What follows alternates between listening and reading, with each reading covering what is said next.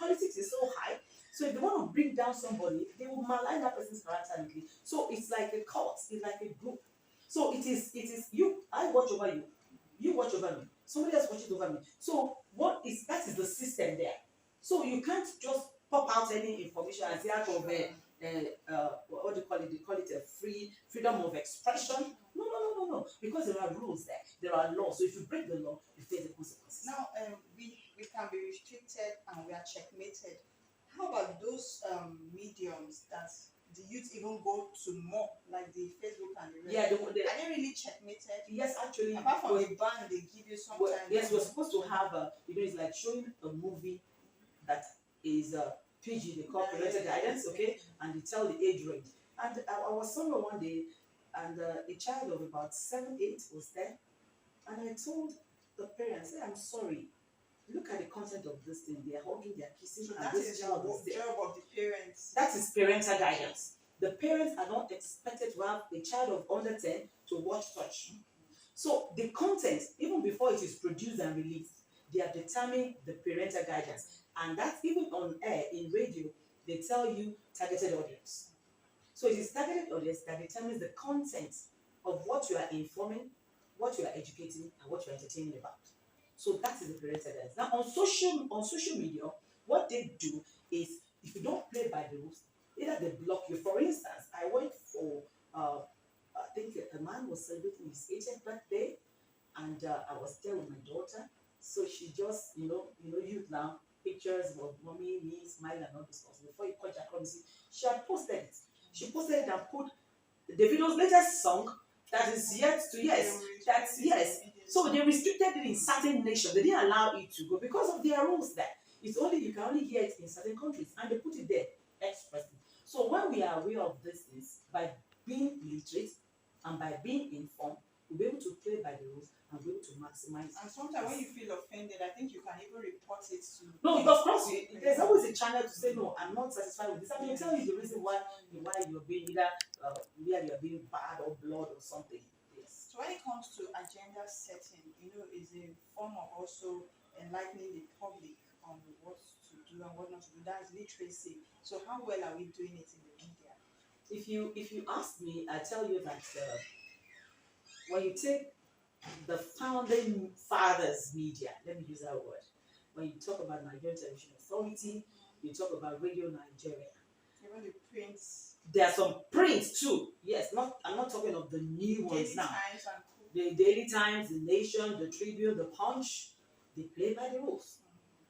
They are still, and then this new generation will tell you is supposed to, that is no more allowed. There are rules and regulations. You dare not mispronounce name if you are the staff of Radio Nigeria. Somebody will call from somewhere, call your GM and say, who is that person on the microphone? Because there have been instances where a colleague of mine, fine, is good at pronunciation, but a retired director, a retired zonal director felt that he was overdoing it. And if you're not communicating with the people, if what you're saying, okay, it's fine, it's challenge, okay? And then you say Naomi, you say Naomi. It's Naomi, quite all right, okay? But there's something that's called received pronunciation, so that you can pass the information to the appropriate person. So he was doing it too much, and he just said you should be taking off the microphone. He called the station, they took him off the microphone for 2 weeks and told him why. He has to calm down. Alright? Now, there was a case of somebody else who was speaking on vocals.